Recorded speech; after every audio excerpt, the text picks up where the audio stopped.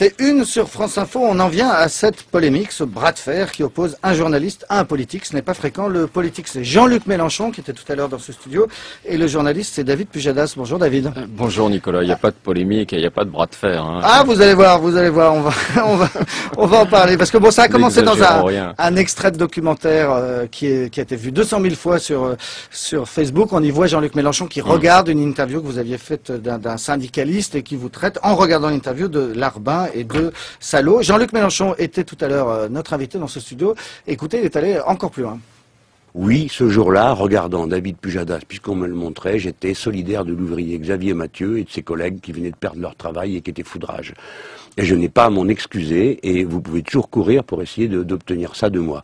Voilà. Alors maintenant, chaque fois je vais aller dans une émission, on va se taper une petite minute de solidarité du journaliste qui m'interroge avec Pujadas, dont vos propres confrères ont déjà dit pique-pendre et 100 fois plus que salaud et larbin, puisque j'ai lu dans Marianne qu'il était incompétent, j'ai lu dans l'Expansion qu'il ne savait pas de quoi il parlait, et il a obtenu la laisse d'or du journal le Plan B. Alors s'il vous plaît, vous me lâchez, vous débrouillez vos histoires de journalistes entre vous, et maintenant on passe aux choses sérieuses. Passons aux choses sérieuses. On a fait notre petite minute, comme vous dites. Il sera avec nous, David Pujadas, à 9h15 tout à l'heure. Ça va être vachement intéressant. Encore autre chose, un mot. Vous avez vraiment que ça à foutre. Bernard Tapie. Vous congratulez, vous entre-aimez, vous entre-interrogez. Pauvre petit chéri, on a osé dire du mal de lui. Jean-Luc, vous voyez David Pujadas, alors vous ne disiez pas de polémique, mais quand même, oui. Vous êtes corporatiste, alors j'essaie de me défendre de cette accusation que je déteste. Je ne suis pas corporatiste, donc ce n'est pas l'ami que je reçois, mais le journaliste mis en cause. Bon, c'est quand même assez sévère. Vous dites pas de polémique, si. Écoutez, honnêtement, au départ, on pourrait en rire, tellement il y a de la confusion, de la provocation. Et puis voilà, plus on grossit, plus on devient une cible. Alors c'est vrai que le journal marche bien, donc voilà, on voit bien que Jean-Luc Mélenchon se fait un peu de pub aussi sur notre dos. Il dit la même chose de vous. Il dit vous faites de la pub sur son dos. Ah oui, mais il est un peu mal placé, puisque moi je ne dis rien sur Jean-Luc Mélenchon. On est venu me chercher dans cette histoire, moi je demande rien. Alors l'interview en question, on va en dire deux mots, c'était donc Xavier Non mais Mathieu, simplement, juste un mot, parce que c'est vrai qu'on pourrait en sourire, mais il y a quand même un climat un peu lourd. C'est pour ça que j'ai réagi hier dans Le Parisien, je réagis aujourd'hui chez vous, Nicolas, puis après ça s'arrêtera là. Mais voilà, il y a quand même un climat un peu lourd, il y a des mots qui sont pas anodins. On a entendu des journalistes traités de fascistes il y a quelques mois, aujourd'hui salauds. Et fasciste, voilà, on rappelle, c'était Xavier Bertrand à propos de Mediapart. Oui, on a passé un cran et on se dit qu'on se prépare une campagne électorale qui va être un peu lourde. J'ai écrit un livre qui s'appelle Vous subissez des pressions. Ben, je crois que le tome 2 est déjà prêt et qu'il est prêt à être édité. Donc voilà, il faut juste dire ça. C'est pas, je monte pas sur mes grands chevaux. Vous m'entendrez pas dire que la liberté de la presse est menacée ou je ne sais quoi. Mais voilà, il y a quand même un climat un peu lourd. Jean-Luc Mélenchon, il sera sans doute candidat à la présidentielle. Vous imaginez l'interviewer sur le 20h? Bien sûr, mais ne serait-ce que par respect pour les gens qu'il représente. Et puis l'antenne n'a rien à voir avec ça. L'antenne, elle doit être sanctuarisée.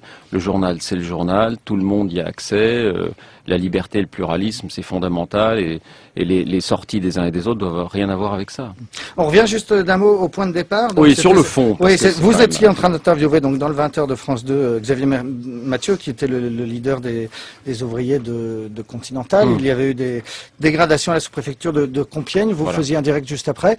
Il vous traite de larbin. Est-ce que vous avez l'impression d'avoir été laqué, salaud? Si vous voulez, c'est là qu'il est quand même un peu à côté de la plaque. Jean-Luc Mélenchon, il n'a pas dû bien voir ou il n'a pas dû bien comprendre, parce que ce jour-là, on fait 8 minutes sur le social. Il y a les Continentales et puis il y a les Molex derrière. Et on choisit, ce qui est une chose assez rare, il y a quand même peu de journaux qui l'ont fait, de recevoir en direct, de donner une exposition donc de 2 minutes 30 en ouverture du journal, non pas à Bernard Thibault ou à François Chérec, non pas au patron d'une confédération, mais à Xavier Mathieu, qui est donc le leader syndical des Continentales. Il a 2 minutes 30 en direct.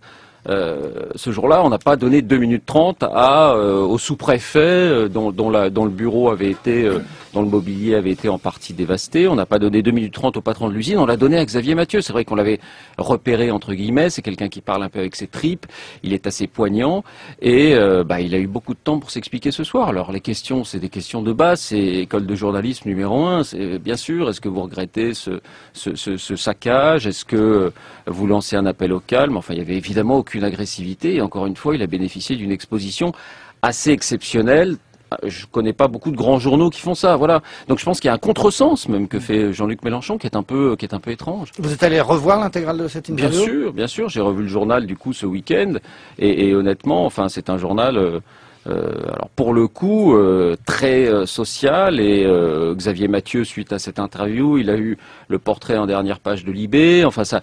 En quelque sorte, il a éclaté pour le grand public. C'est quelqu'un qui défendait sa cause avec beaucoup de sincérité et avec beaucoup de force. Donc pas de regret, comme disait Jean-Luc Mélenchon tout à l'heure. Il nous disait aussi. Non, mais ça vaut le coup de le voir. Justement, l'original, ça vaut le coup de voir le journal.